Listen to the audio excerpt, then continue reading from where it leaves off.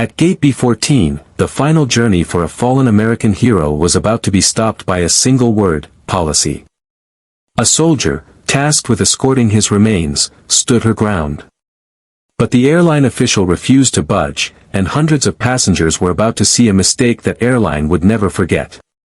Some duties define a soldier's career. Others define their soul. For a military escort, the mission is one of profound, somber honor, bringing a fallen hero home. It's a sacred promise. But there's a story, a powerful legend that has made its way across the internet, about a moment when that sacred duty was challenged at a busy airport gate. It's a tale of a soldier's quiet determination, an airline's disastrous decision, and the surprising power of ordinary people who simply refuse to look away. While the names and details may have changed as the story is retold, its message about honor and respect has become unforgettable. The story begins with Army Lieutenant Brianne Nicole. Her uniform was perfect, her posture radiated a quiet strength, but her heart was heavy. She wasn't just another passenger. She was on official orders, performing one of the most solemn duties a soldier can undertake. She was a military escort. Her mission, to accompany the remains of Private First Class Jason Reynolds on his final journey home to his family. PFC Reynolds was only 19. A kid from a small town with a big heart, known for his infectious smile and his passion for serving his country. He had made the ultimate sacrifice, and now, Lieutenant Cole had to make sure he was returned to his family with the honor he'd earned. The duty of an escort is a sacred trust. They are on duty from the moment they receive the remains until they're handed over to the funeral home, representing the military's promise to never leave a fallen comrade behind. Lieutenant Cole had received her briefing at Dover Air Force Base, the solemn place where America's fallen heroes are first welcomed back to U.S. soil. She understood the weight of her uniform and the flag-draped case in the cargo hold. She wasn't just a passenger, she was a guardian. This commercial flight was the last step. All the military and logistical plans were in place, as is standard. The Department of Defense and commercial airlines have long established protocols to handle these sacred transfers. The airline had been notified. The flight crew knew. Everything was supposed to go smoothly. But as Lieutenant Cole stood near the gate, she couldn't shake the immense feeling of responsibility. She was bringing a son, a brother, and a hero home. Nothing could go wrong. When pre-boarding began, Lieutenant Cole presented her credentials and military orders to the gate agent. He glanced at her papers, then at her, his expression shifting from confusion to a kind of rigid, bureaucratic certainty.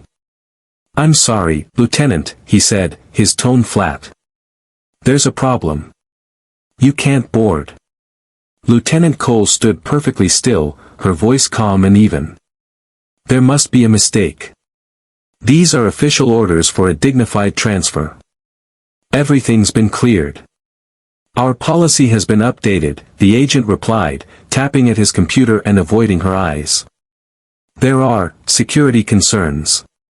We can't have you on this flight with this designation."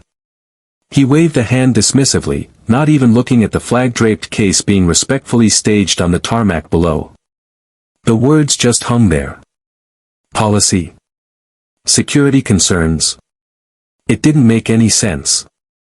This was a procedure that happens with solemn regularity at airports all across the country. What policy could possibly stand in the way of bringing a fallen soldier home? "With all due respect," Lieutenant Cole said, her voice steady but firm, "my only duty is to remain with him until he is home. I am not leaving him. I will be on this flight." The agent's face hardened. "That's not happening. You can take it up with our corporate office. We have a plane to board." He turned away, ready to call the next group, leaving her in stunned silence. He had just dismissed a decorated officer, her sacred duty, and the hero she was escorting with a wave and a mention of some mysterious rule. What started as a quiet exchange was now drawing attention. People in the boarding area, once lost in their phones, started to look up. They saw the soldier in her immaculate uniform, her unbending posture, and the gate agent's cold dismissal. They saw an injustice happening right in front of them. A murmur went through the crowd. "What's going on?" someone whispered. "They're not letting her on the plane." The gate agent, flustered, raised his voice. "We are now beginning our standard boarding process for rows 30 and above." As a few people moved forward, a man in his late 60s, with a military-style haircut and a Marine Corps patch on his jacket, stepped out of the line. He walked right to the counter and stood beside Lieutenant Cole.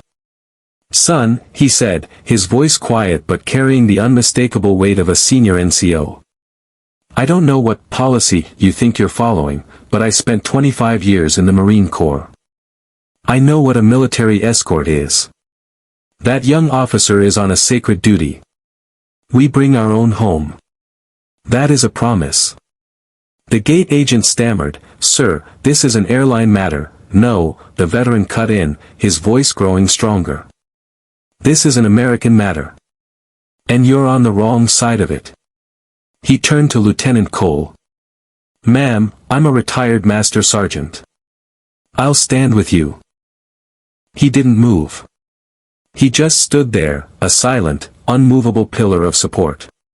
That was the spark. A woman in line, phone in hand, was already recording. "He's refusing to let a soldier escort a fallen hero home," she said, her voice shaking with outrage. "He said it's policy." The phrase, fallen hero, cut through the noise of the terminal. The illusion of a normal travel day was shattered. A businessman in a suit pulled his bag out of the line and stood beside the master sergeant. "I'm not getting on this plane until she does," he announced. Then another passenger joined him. And another. Within a minute, the entire boarding line had dissolved. No one was moving. Instead, they formed a silent, protective crowd around Lieutenant Cole and the veteran. The gate agent was frozen, his face a mix of panic and anger. He had tried to enforce a rule, he had no idea he was about to start a rebellion. Section 4, the climax of consequence, the standoff was absolute. The gate agent, now pale and sweating, was speaking frantically into his walkie-talkie. The passengers stood their ground, a quiet, powerful testament to a value they all shared. The video was already uploading, the caption a furious takedown of the airline. Just as a supervisor came rushing to the gate, the jet bridge phone rang.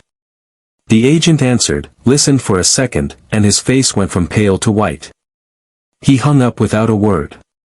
From the cockpit emerged the pilot, a man with silver hair and captain's bars on his shoulders. He walked right past the airline staff and straight to Lieutenant Cole. "Lieutenant," he said, his voice calm and full of respect. "I'm Captain Evans. I was aware of your mission. Let me apologize on behalf of my entire crew for this unacceptable delay." He then turned to the gate agent, his calm demeanor gone, replaced by a cold fury. "What you did here is a disgrace. You disrespected a United States Army officer on official duty and dishonored the memory of a fallen American soldier. You cited a policy that doesn't exist. The only policy that matters now is that we will not leave until Lieutenant Cole and the hero she is escorting are treated with the dignity they deserve." A wave of applause erupted. The master sergeant gave a slow, approving nod. The woman who filmed it was now crying, but she kept recording. Captain Evans personally walked Lieutenant Cole down the jet bridge. As she passed, the passengers parted, creating a path for her. They stood in silent reverence, many with hands over their hearts, a spontaneous honor guard. The gate agent was left standing alone, facing the consequences of his mistake. As the legend is often told, the fallout was swift. The video went viral, sparking nationwide outrage. The airline's CEO was forced to issue a public apology, and the employees involved were put on leave. The story goes that the military even arranged a private flight to get PFC Reynolds home, a move that only underscored the airline's catastrophic failure. Section 5, the reality of honor. This powerful story hits so hard because it taps into a deep-seated fear, that in our busy, rule-driven world, we might forget to honor the sacrifices made for us. The idea of a soldier being stopped by a faceless policy is infuriating because it feels like a profound betrayal. But here's the good news. The reason this story is so shocking is that, in reality, it's highly unlikely to ever happen. The Department of Defense and U.S. Airlines have worked together for years to create robust, respectful protocols for what's known as a dignified transfer. These aren't casual arrangements. Airlines get official notice from the DoD and have specialized teams, often called honor guards and made up of veteran employees, to handle the solemn process. An escorting officer is required to be present during the loading and unloading of the casket. Far from being denied boarding, they are given priority access to oversee this sacred duty. It's a quiet, reverent process that often stops all other activity on the tarmac as a sign of respect. In almost every real-world account, when the captain informs passengers a fallen service member is on board, they show incredible respect, often remaining seated and silent until the hero has been transferred. So, while the legend of Lieutenant Cole is a powerful cautionary tale, the outrage we feel hearing it is actually a reflection of the deep-seated respect that does exist in the hearts of most people. The story raises a question. The passengers at that gate didn't just stand by, they stood up. What would you have done? Let us know in the comments. We read every one. Conclusion: in the end, the legend of Gate B14 is more than just a story about an airline's mistake. It's about the enduring power of honor. It's a reminder that respecting our fallen heroes isn't just a job for the military, it's a responsibility for all of us. The soldier, the veteran, the pilot, and every single passenger who refused to board that day understood a simple, timeless truth. When it comes to honoring those who made the ultimate sacrifice, no policy, no inconvenience, and no excuse can ever stand in the way. It's a promise we make to them, and a standard we must hold for ourselves. The greatest honor we can give them is to never forget that debt, and to always stand up for the dignity they earned.